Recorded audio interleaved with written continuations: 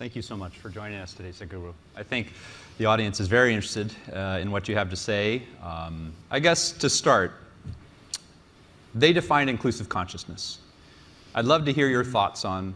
They did not define it. They did not. Okay. Well, I was just going to ask you what's missing. So you can start. With all due respect, they spoke about intent, right intent. They spoke about right kind of thoughts, emotions, attitudes, and to some extent actions. There is no consciousness in this. If we are understanding that the way we think, feel and act is our consciousness, no. It is like we're mistaking a plant, we're mistaking the flower for the soil. We're mistaking expressions for the source. This is something that's happening everywhere, not just here. People think by changing attitudes, their consciousness will change. No. By changing attitudes, certain actions will change. Yes, positive, beneficial, but it is not truly transformative. Change will happen, transformation will not happen. If I have to define a distinction between change and transformation, change means the residue of the past will still remain. A transformation means nothing of the past will remain, which is what is needed today if you want to create a new world, if you want a new generation to have a fresh life. It's been expressed in so many ways. Being in this part of the world, what they're familiar with generally, someone said, leave the dead to the dead, it's very significant.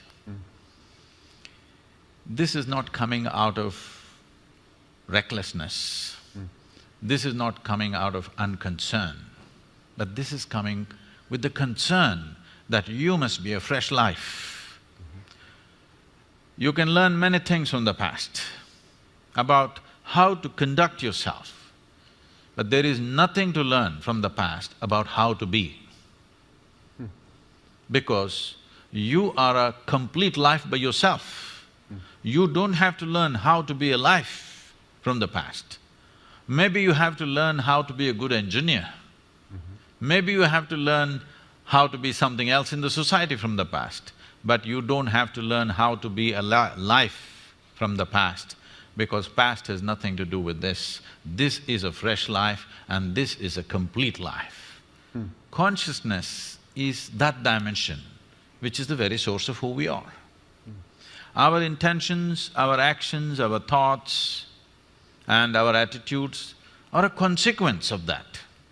Or in other words, we are trying to fix the consequence without fixing the source. Now all these distinctions of variety of things that they said, gender discriminations, racial discriminations, every kind, okay. Somebody is a Hindu, somebody is a Muslim, somebody is a Googler, it becomes a religion after some time, believe me. Second generation, they will become a religion by themselves. Yes. I'm saying, you see a football match going on, it's like a religion, two different clubs. They're willing to fight and kill each other. It's just a game. So, where does this come from? See, the nature of being human is this. If you give me 2 minutes. See, there are 4 dimensions of our mind. In modern societies,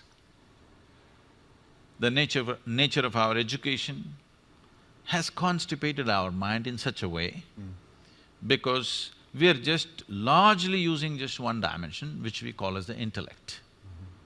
The other dimensions of mind, if I have to use Indian terminology, it means buddhi, ahankara, manas and chitta. What buddhi means is the intellect. You do what you want. The nature of the intellect is to slice things open and see. If you leave the world in the hands of your intellect will chop it into a million pieces and will want to chop it into further micro pieces and want to chop it into further micro pieces depending upon how sharp your intellect is. The sharper your intellect, the more you dissect the world. You cannot stop it because that is the nature of the intellect and it's good. So you must apply intellect only to know the material aspects of life. You can't know life this way. If I want to know you, can I dissect you? No. So, but if I want to know… if a doctor wants to know some aspect of you materially, what's wrong with you, he will take a biopsy and in a way, he opens it up and looks at it. It's okay on that level. But I can't know you as a person by dissecting you. I can't know you as a life by dissecting you. I can know a part of your body, maybe. Similarly, I can know parts of the world to make use of it, but I can't know life as such. So intellect has been over-eulogized. In the last 150 years, this is a European impact on the rest of the world, where we think our thought is supreme. Someone went to the extent of saying, I think so I exist or whatever. I want to ask all of you a simple question. Tell me, is it because we exist we may think? Or is it because we think we exist? Which way is it? Hello? Because we exist, we may think. Because people are in such a state of mental diarrhea all the time, non-stop it's going on, they think it's more of an existence than existence. But my head is all the time empty unless I want to think about something. So I know thought is not necessary, I can just live here without the thought. When I want, I will think, otherwise I'll keep quiet. Just like my hand, if I want, I use it, otherwise I keep it here. Similarly, you must be able to do this with your mind. Just because you lost control over your mind and you think it's everything because it's entering into every aspect of your life where it has no business. Thought has been over-eulogized by people. And the very nature of the thought is such that if you think, it must be logical. It cannot be any other way. Well, what somebody is thinking may look illogical to you, but they have found their own logic. The most extreme person that you have met, within himself or herself, they have their own logic, isn't it so? They are not speaking illogically as far as they're concerned. They have found their own kind of logic. Logic means it needs two. Logic means it needs division. Now, with logically you're trying to arrive at inclusive consciousness, it's not going to happen. Because you're using a knife to stitch, this is not going to work. If you use a knife to cut, it's efficient. You use a knife to stitch things together, you'll only tear it up further. So my thought and your thought, I'm telling you, whatever great meetings you have, conference… I've been to every kind of peace conference on the planet. What happens there? It's just short of war. After some time it heats up, on the second day anyway it's over, they all get drunk in the evening and they go home. If you make them stay there for a week, I'm telling you right there'll be a battle. Yes, it is true. I'm not saying this with any disdain. I made a sincere effort to participate in all these conferences at one time, believing they are going to lead to peace. But 8 years ago, I decided I'll never again go to these events because people are professional conference attendees. They're making a living out of it. It's not about peace. So, the next dimension of intelligence is called as ahankara. Ahankara means identity. This is important, that in modern societies, we have not cultured our children to culture their identity. When I say identity, the fundamental identity for you is always your body. This racial thing that concerns him and concerns all of us. I'm darker than him, you know.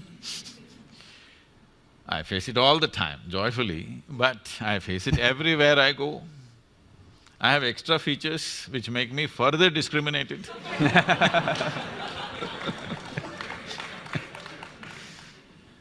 But our first identity is with the body. When we identified with the body, the color of the skin also becomes part of it. Why do we identify with the body? Because our experience is limited to this. If you say me, you mean this, isn't it? Because your experience of life is limited to this, naturally you're identified with this and this is you and this is how you look. Somebody looks so different, whether in gender or because of race or because of maybe just fashion. Who knows what makes them different? But suddenly, this is me, that's you, it's established.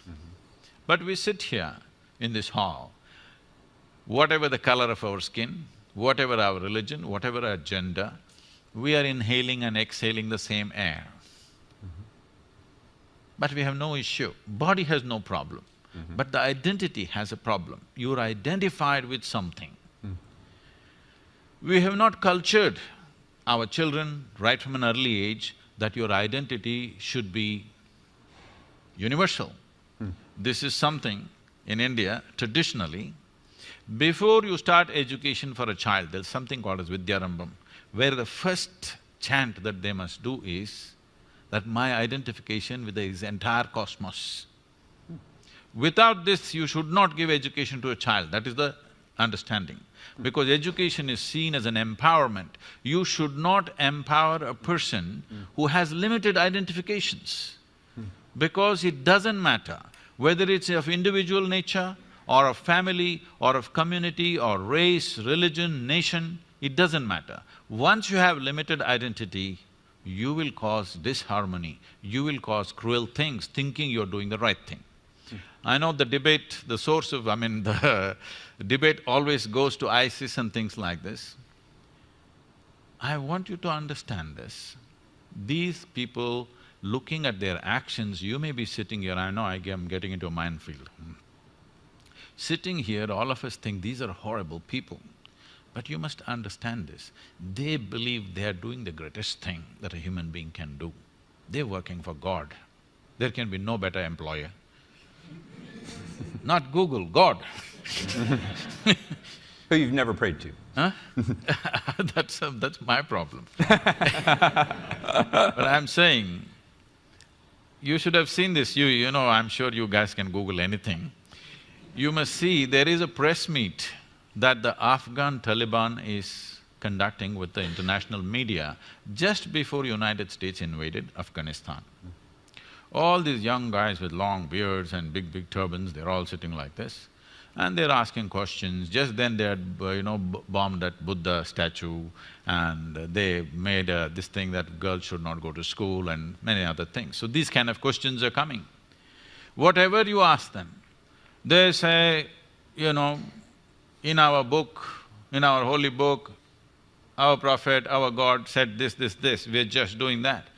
I was just watching these guys, I had tears in my eyes. These are wonderful guys. These are guys who are willing to die for what they believe in.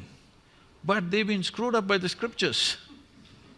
Yes, these are wonderful people who are willing to die for what they think is right, all right? A man who's willing to die for what he thinks is right is a great man, but look at the consequence. Simply because of limited identity. So this ahankara, this identity is what wields the intellect. If you hold the right identity, from an early age, if it's brought into us that your identity is with the entire cosmos, because nothing happens here without everything's involvement in you. We are sitting on this round planet which is spinning and moving at a great speed in the middle of nowhere. You don't know where it begins, where it ends, this thing. And look at us sitting here and talking. How many forces in the existence are keeping you and me in place on this chair? So there is no way we can exist without the involvement of all this. But talking about this intellectually is not going to help, because if you try to understand intellectually, you're using a knife, further you will divide. So there is another dimension of intelligence within you which can make you come to an experience of this. The next dimension of intelligence is called as manas. Manas means it's a huge silo of memory. There are 8 types of memory in this. I'll just name them, I'll not go into this. These 8 types of memory are referred to as elemental memory, atomic memory, evolutionary memory, karmic memory, sensory memory, and in the karmic memory there are 2 types. One is called sanchita and prarabdha. There is a bank of memory which determines the very shape and size of your body. There's another one which is right now in play. So 2 dimensions of karmic memory. Inarticulate memory, that there is memory but you can never articulate, but it's finding expression. When you see a chair, you know this is where you should sit, not there. You didn't think about it because there is a memory in you that this is where you must sit. When you see a glass, you know this is how you must hold. This is not simple. Without this knowledge, you cannot do this. There is an enormous memory which allows you to do almost everything automatically because an inarticulate memory is constantly in action. And there is articulate memory which is very minuscule part of your memory. The next dimension of intelligence is most important, this is called as chitta. This is an intelligence without an iota of memory in it, unsullied by memory. See, memory means a boundary. You guys are always dealing with information. Today you're in technology. I think memory does not mean what's here, memory means all over the place. Memory is a boundary. What I know is always a boundary. What I do not know is a limitless possibility, isn't it? We have misunderstood the power of ignorance. Our knowledge is always bound within boundaries. Our ignorance is boundless. So always in the yogic system, we identified with our ignorance, never with our knowledge. This is something we must do in a technology company, because that's where the possibility is. That is where the new terrain is, in your ignorance, not in your knowledge. So, chitta is unsullied by memory, it's just pure intelligence. Right now, if you eat an apple, it turns into a human being. You cannot do it with your brains. Even your brains were created by what you eat, isn't it?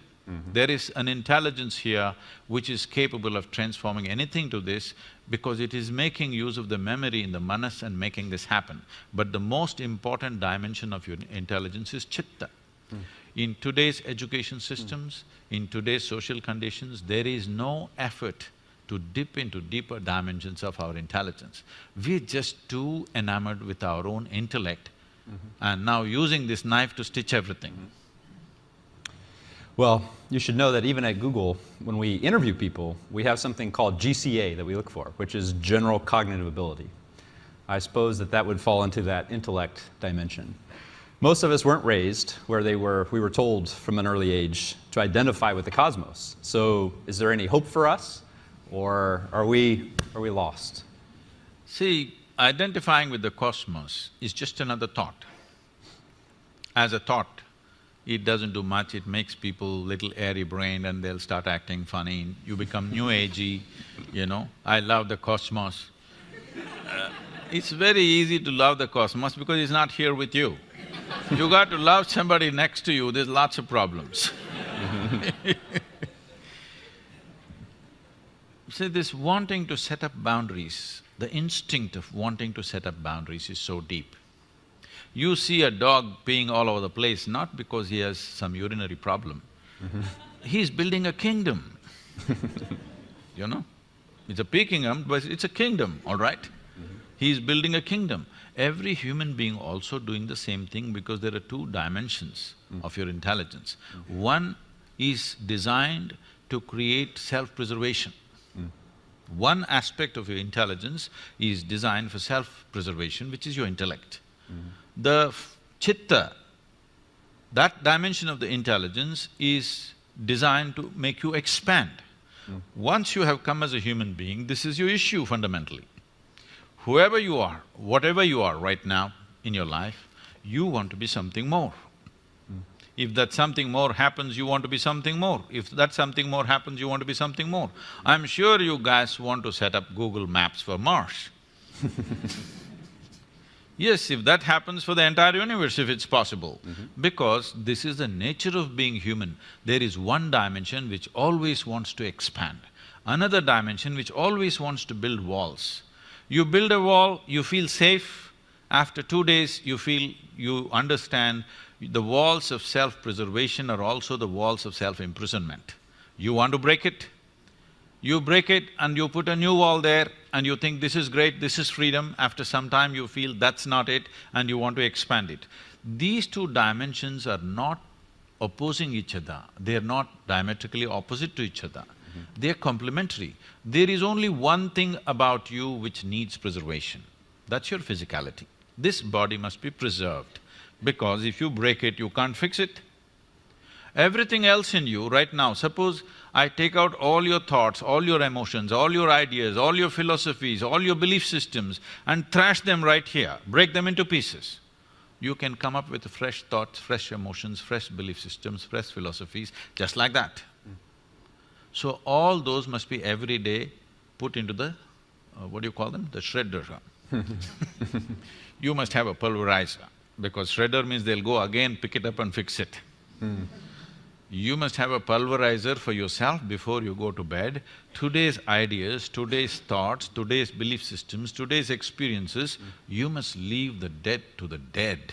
Let me challenge that, because I thought something that Pavni said was very interesting. And she said almost the wound becomes the healer, or sometimes you hear the wounded become the healer. So you can take some of that. Can't you not transform some of those things that have been difficult and use that energy, use your intellect to do something for good?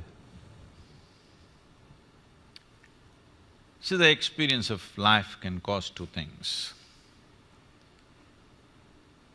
All this is nice when small things happen. When really major things happen to you, the wounds are so big for people, they don't heal in a lifetime, many of them, okay?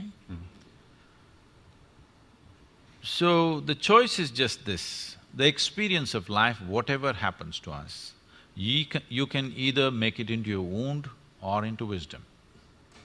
You can either become wise or you can become wounded. If you become wise, you will become a solution. If you become wounded, you will also become one more problem. It's a choice we have.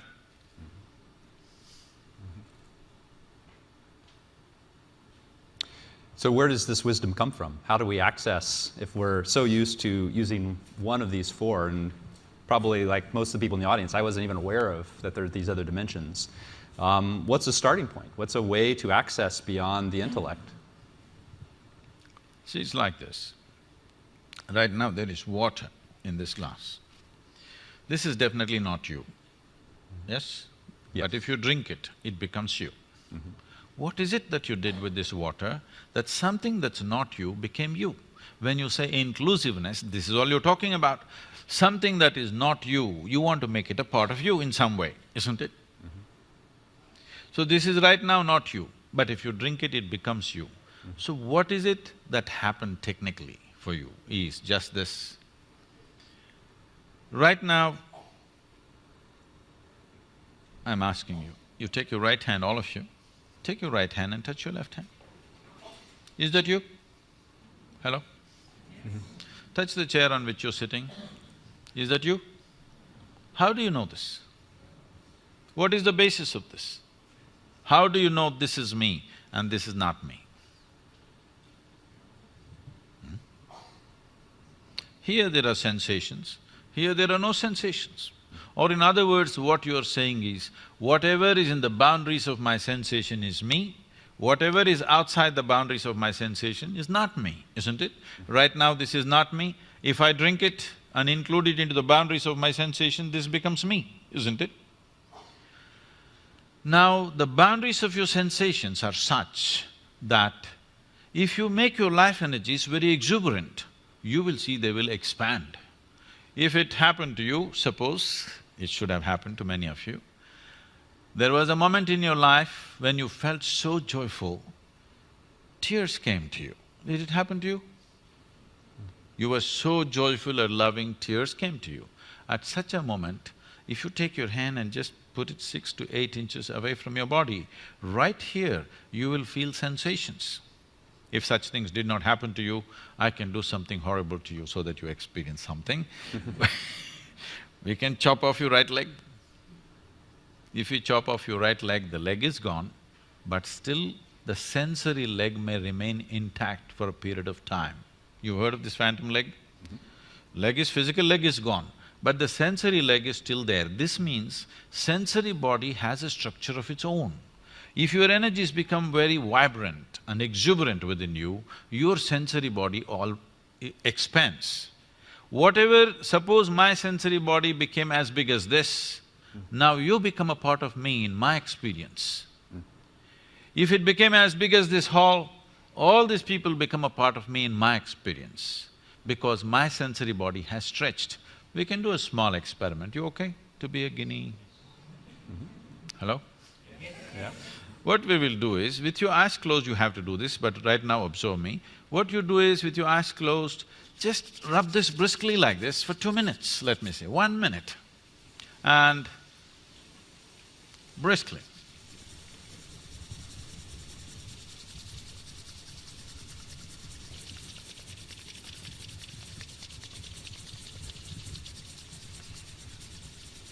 Okay, keep your eyes closed and just hold your palms 3 to 4 inches away from each other with your eyes closed.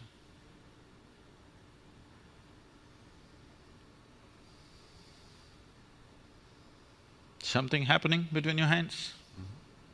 Hello? Okay, please open your eyes. So just a little bit of rubbing, you didn't do it for a minute either, just 20 seconds. You rub it and suddenly something happening between these two hands, simply because of vigorous movement, the sensory body has expanded. You can feel something happening right here. You know why people are rubbing each other all the time? It's an effort to include someone who is not a part of you as yourself. If this happens, if this happens in a very basic physical level, we call this sexuality. If it happens emotionally, we call this love. If it happens mentally, it gets labeled as greed and ambition and conquest.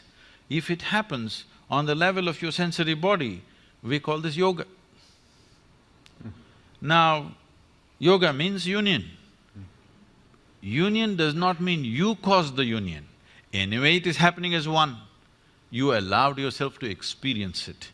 That means the walls of self-preservation you loosened up a little bit, that's all. Why you want somebody close to you, why you want a loved one in your life is, somewhere you want to loosen the walls of self-preservation where you don't have to worry about protecting yourself. Suddenly you feel one with them. And once you feel one with them, in some way you want to be in touch with them because you're trying to loosen up your sensory body in such a way that you can experience that which is not a part of you as a part of yourself. Now, this need not limit it to be one person or anything like that. This need not be biologically connected. If you can sit here with your life energies at its peak of exuberance, you will experience the whole universe as yourself. Then we say you're a yogi. And you had that experience 34 years ago. You talked about it a little bit yesterday. I'm just curious, for those of us that haven't had a peak experience where we've had this sense of union, what advice, what step would you take if we are at that place where we think, all right, I'm willing to try this out. I'm a skeptic. Don't know what the sensory body is. I had a little taste of it here. What would be the next step if we wanted to try for ourselves? See, let's describe what is being skeptic. Being a skeptic means you don't believe anything unless it truly makes sense to you. Most people are just downright suspicious. But they think they're skeptics. No, they're not, they don't qualify as skeptics. They're just suspicious about everything. This comes from a certain fear within you that everything around you can be wrong.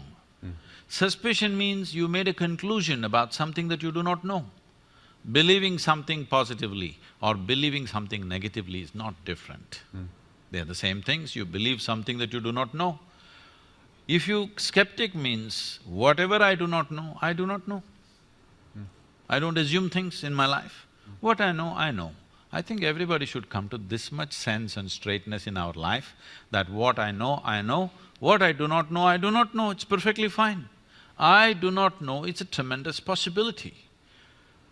Only if you see I do not know, the longing to know, seeking to know, and the possibility of knowing arises.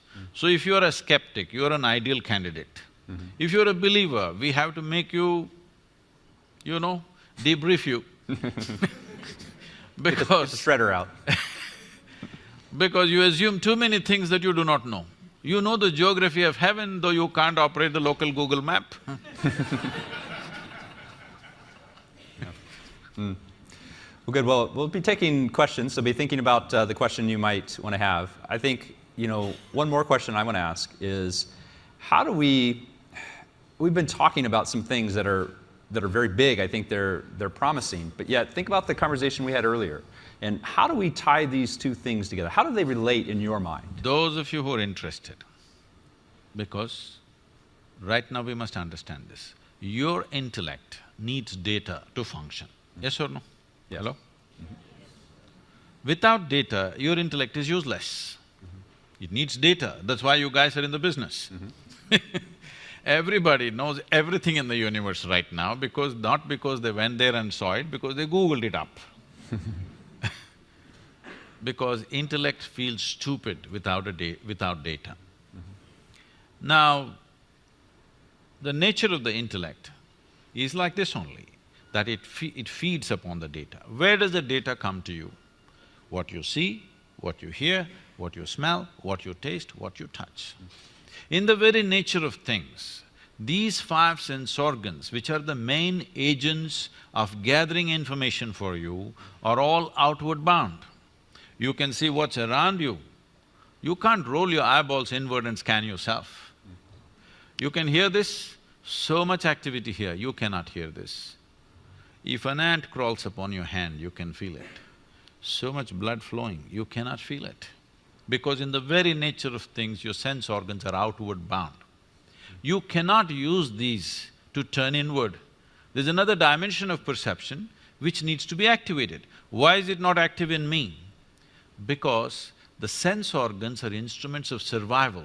They come on when you're born, whatever kind you are. Anyway it comes on for a dog, pig, cat, elephant, for everybody. Similarly, it comes on for us. Whatever is needed for survival for any biological creature, it turns on at the time of birth because it's needed, otherwise you wouldn't survive. But anything beyond survival process, without striving, it would not have entered your life, isn't it? Anything that you know, from an alphabet to whatever else you know, I'm sorry, I'm not talking about your brand, I'm talking about the real alphabet. Anything that you know, from reading to writing to using a computer or singing a song or whatever, you know these things with certain striving.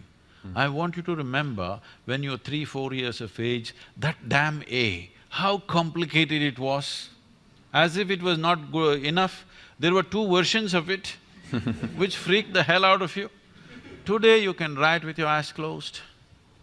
But still, there are adults in the world who did not strive in that direction. Even today you ask them to write, they will struggle, yes or no? Without striving, anything beyond survival would not enter your life and will not enter your life. So turning inward is not a survival process. So there are 2 fundamental dimensions within you: instinct of self-preservation, longing to expand limitlessly. Both are true for a human being. This is essentially a human problem on the planet. No other creature wants to expand limitlessly. They're only thinking of survival. Their stomach full, life settled. For you, stomach empty, only 1 problem, stomach full, 100 problems. Yes, all your trouble begins after after stomach gets full, isn't it? Because this is longing to expand limitlessly. In the evolutionary process, we can say this: for every other creature, nature has drawn 2 lines within which they live and die. they're quite fine. But once you become human, there is only a bottom line, there is no top line.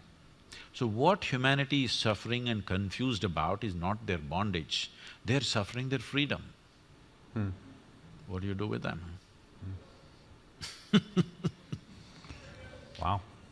All right, well, I'm gonna invite anyone… All these identities Yeah. of religion, race, caste, creed, nationality is they're trying to set their own bondage. Because no bondage has been given to you by nature. You're trying to set your own bondage so that you feel secure somehow. And so that's part of the motivation Yes. that's driving… All The these… attack. all these identities, being identified with the color of your skin, with whatever nonsense you believe in, and nationality, just a cloth, a flag, people will stand there and tears will come to them, isn't it? Just look at that. It really amazes me. And it's… on one level it's beautiful, on another level it's super ugly that you get identified with all these kind of things. People can get identified with a symbol, with a word, with just about anything, all right? So you're trying to create some artificial boundary of your own. Once you create this boundary and you have another boundary, I have my boundary, when they meet, we clash.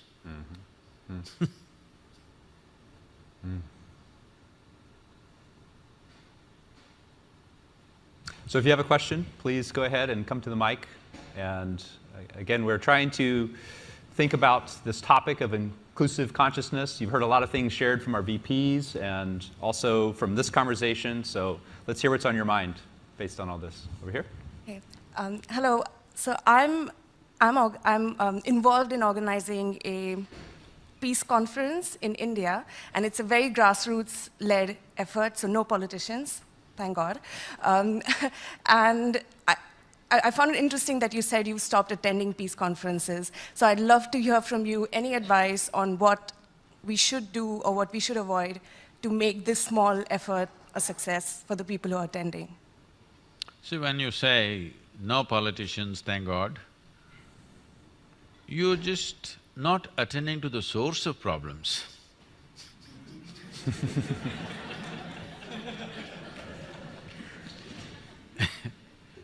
Politicians are not another breed of people. A democratic society means tomorrow you may become the president of this nation, that's what it means, yes? If you're willing to stick your neck out, you may become the president of this country or a prime minister of another country. So politician did not drop from the sky, he is not some other creature. He's just like you and me, he stuck his neck out, which you and me are not willing to do. Let's admit this, it's not an easy thing. It's easy to sit down and comment, but it's not an easy thing to try to run a nation.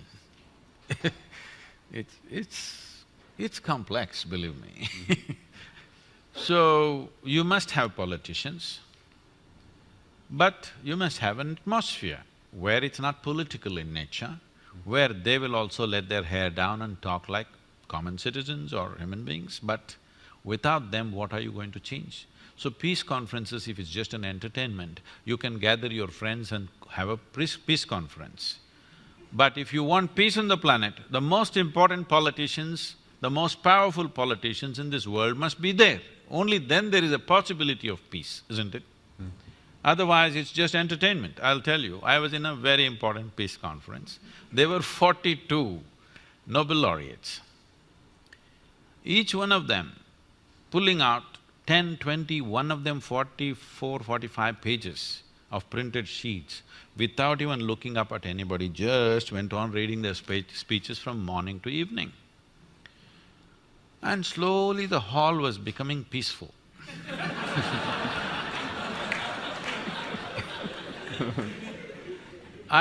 In one afternoon, the second day afternoon, I'm sitting right here in the front row and I look around, literally everybody has fallen asleep except the security man who's standing there and me, the idiot, who is sitting up there and believing there's going to be world peace because of this conference and sitting up there alert, listening to every word. Then I looked around, everybody's become very peaceful. They've been having late night parties and they're all very peaceful. Then when my turn to speak came, I said, see, I've heard so much peace since yesterday. I want to ask you, can all of you or any of you put your hand on your heart and say, you are genuinely peaceful in your life? They were straight enough. They said, no, we are not peaceful. I said, if you cannot make your mind peaceful, how the hell are you going to make the world peaceful? What's happening in the world is just a larger manifestation of the nonsense that's happening in our heads, isn't it? If you and me were truly peaceful human beings, do we have to worry about you and me fighting someday? Hello? Whatever the issues, we'll sit down and handle it, right? Because there is violence in us, now we have to have a boundary. Here there's a barricade. Just in case I get violent or you get violent.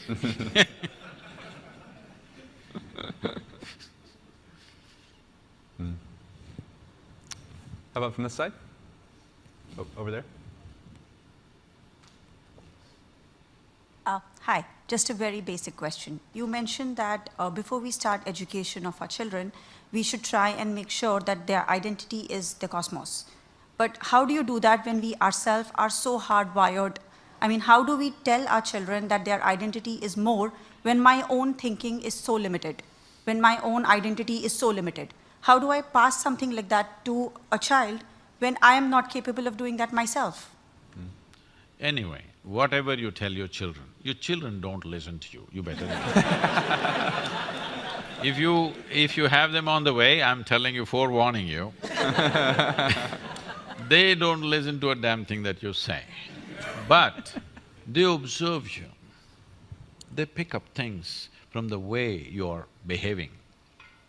If you don't show that in your life, your teachings will be hated after some time. Yes, see, this is most unfortunate. I just see this happening to so many people. When they have a child, these parents, they did everything possible to the child, they thought this is their life.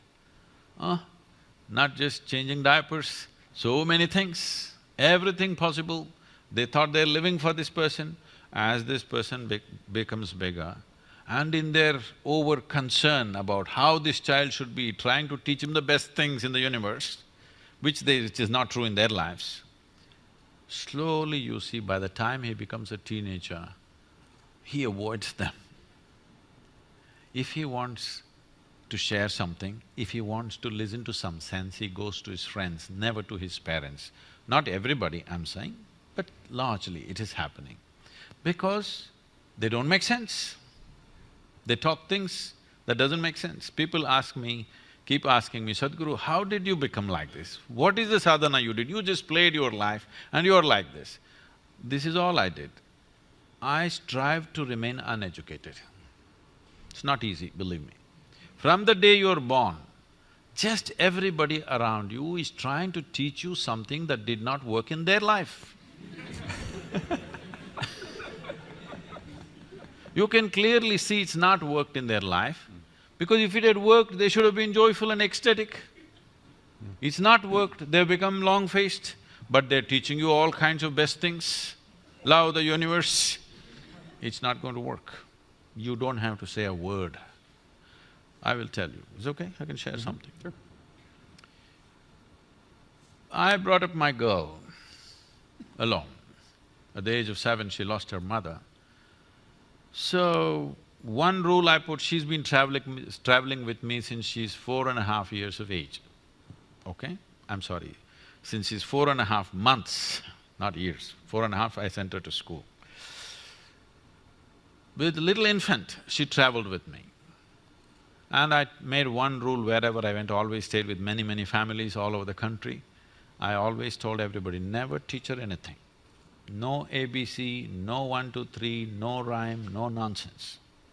I don't want anybody to teach her anything. People thought, this is strange, what Sadhguru is doing. I said, just leave her.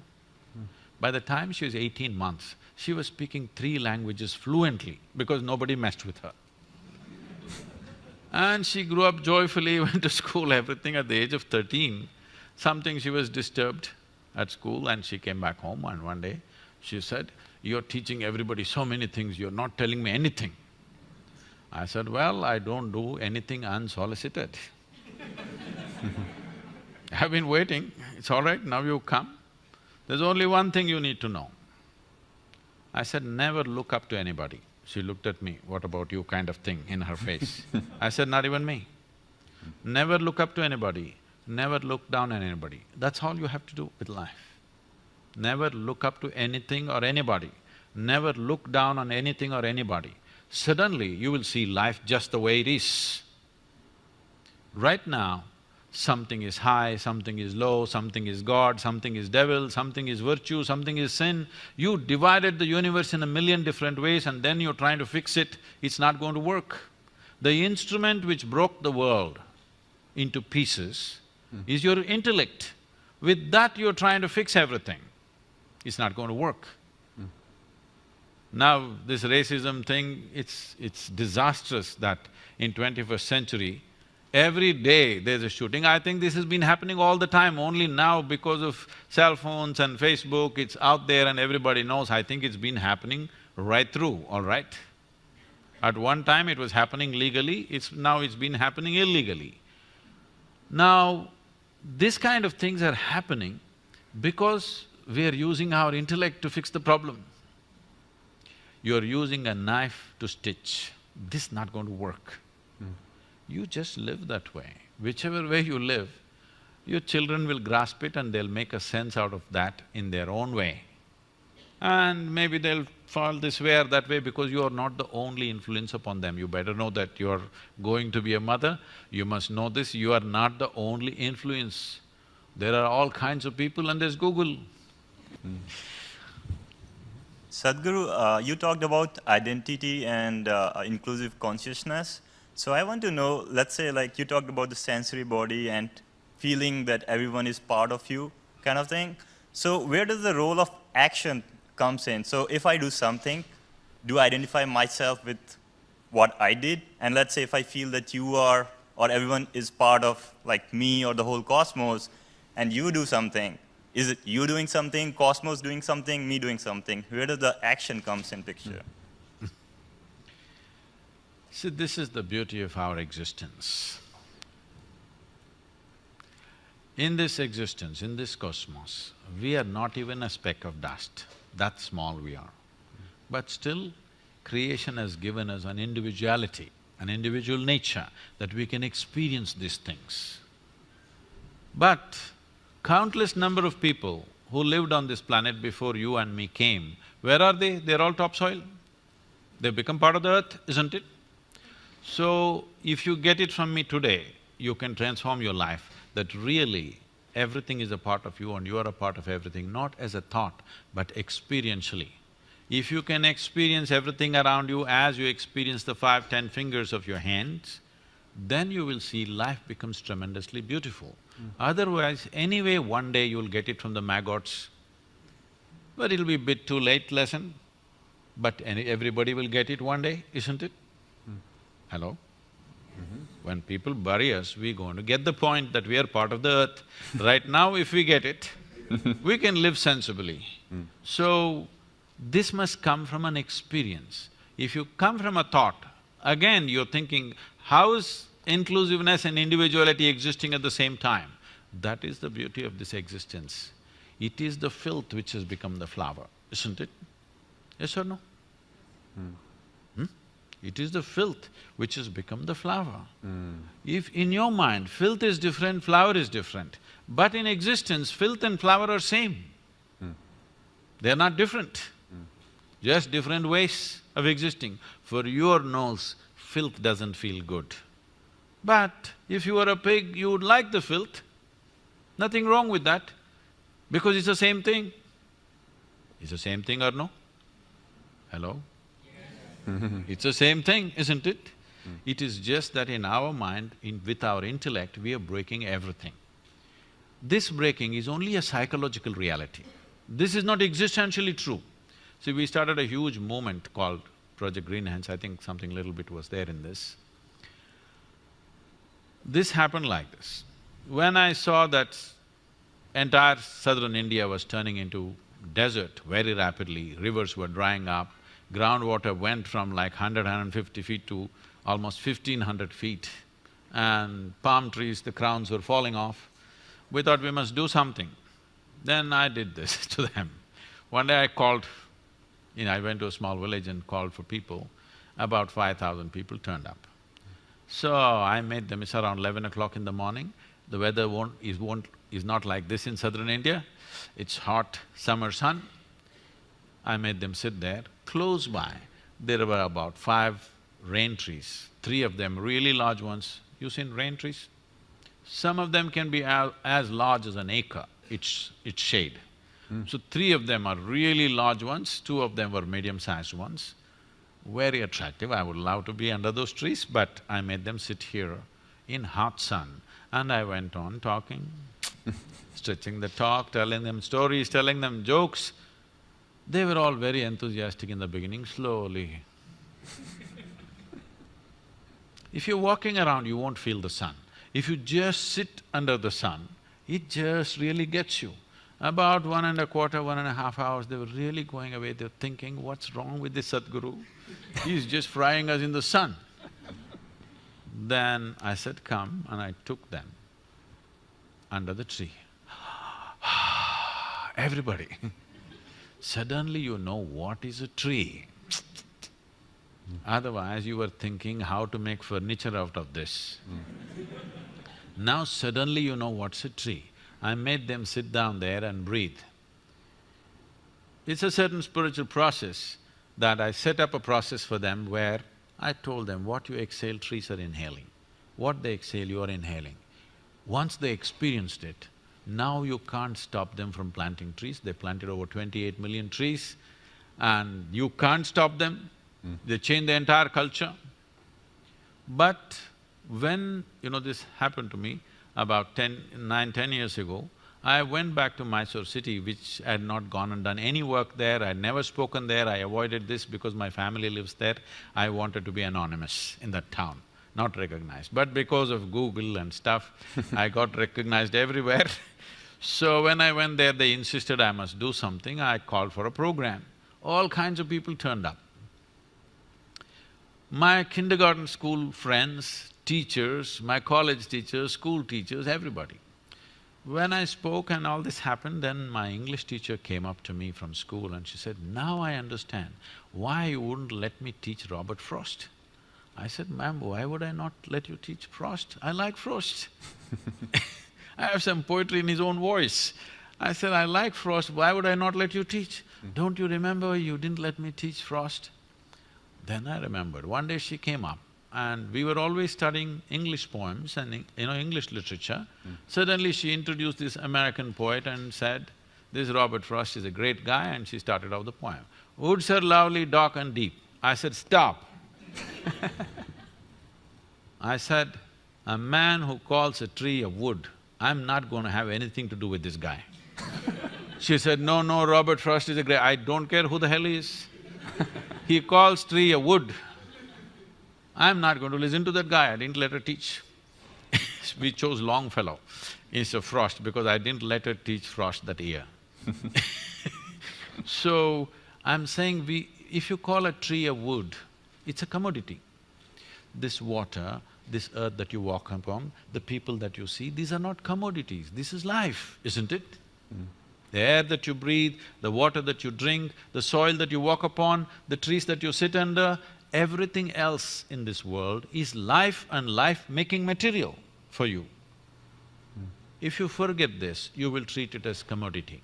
If you experience this, that this is actually what is making your life, then you will see the most fantastic thing about this universe is everything is one, but everything is separate at the same time.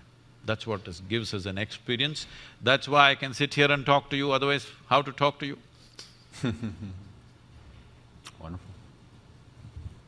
Maybe one more question? Hi Sadhguru, thank you for coming. So for me, one way to achieve inclusiveness is to see other people as ourselves. For example, right now I know for sure that you exist within me because your voice happens within my head, your image No, no, no, if voices are happening within your head, it means something else. So your image happens within me because it reflects through my eyes. You mean to say you have nightmares every day? Well, my point is, I see you within me.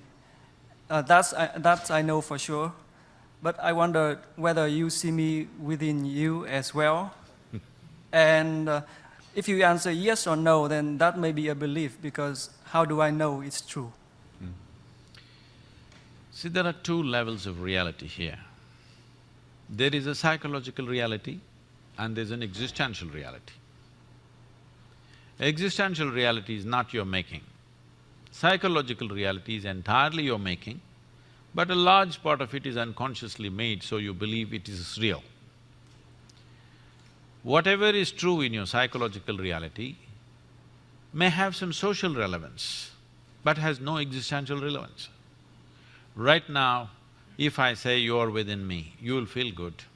If I say I love you, you'll feel good. Maybe it's true for me, maybe it's true for you, but it's not floating around anywhere here, okay? It's just my emotion and your emotion. Yes, it is nice that our emotions are sweet, our thoughts are sweet, our actions are sweet, it's wonderful if it is so. But it has only psychological and social relevance. It has no existential relevance. If you want to know life, you have to step out of this bubble called psychological reality and step into existential reality. Then only you have a taste of life. Otherwise, you are just a bundle of thoughts, emotions, ideas, opinions, and now I'm there in the… in all that. So, what I would tell all of you is, instead of thinking about it, instead of analyzing it, an experiential dimension has to happen. If you're willing to dedicate 28 to 30 hours of focus time, we will give you tools with which you can make this happen for yourself. This is not some empty talk, this has happened to millions of people. This has worked. And I must tell you, first 21 years of my work, as a rule, I never appeared in the media. Of course, I didn't have a website. Never put up one poster or banner or even a brochure. Only by word of mouth, millions of people came. Obviously, it must have worked for them to bring their family and friends. And now I'm not promising any miracle. I'm not taking you to heaven. I'm telling you the source of all your problems is you, not somebody else. I'm saying it's hard talk. It is not some miraculous promise of going to heaven, some la-la land is there and everything will be fine for you. No. In spite of that, people came because they saw the transformation within themselves and people around them had to come. There was no other way. So I'm saying, this is a technology of well-being. We are handling our external well-being in a scientific way through many means of technology. Why is it that we are so crippled when it comes to our interiority? We are trying to handle it through our emotions, we are trying to handle it through our philosophies, we are trying to handle it through our ideologies and belief systems. No, it's time you approach this human mechanism in a scientific manner. How to make this into a full-fledged possibility? See, every life in this world is only trying to become a full-fledged life. Whether it's a worm or an insect or a bird or an animal or a tree, all they're striving for is to become full-fledged. But we know what is a full-fledged worm, we know what is a full-fledged insect, we know what is full-fledged everything, but we do not know what is a full-fledged human being, because even if I make you the king or queen of this planet tomorrow, still you will aspire for the stars. Because there is something within you which is longing to become infinite. If you're longing for infinite, you can't go about conquering space, it's not going to get you there. The finiteness to you has come to you only because your identification with your physicality, because the nature of physicality is a defined boundary. Without a defined boundary, there is no physical nature. But is it true that this physical body you slowly accumulated? Is it true? Or were you born like this? You accumulated this, what you accumulate can be yours. It can never ever be you. Or in other words, you are living your life without experiencing the life that you are even for a moment. Your entire involvement is with your physiology and psychology. Each time it changes that you experience the life that you are. This life that you are doesn't come with boundaries. It's only the body. It is boundaries and you must stick to the boundaries. It's very important, don't expand it too much. Thank you very much. Thank you.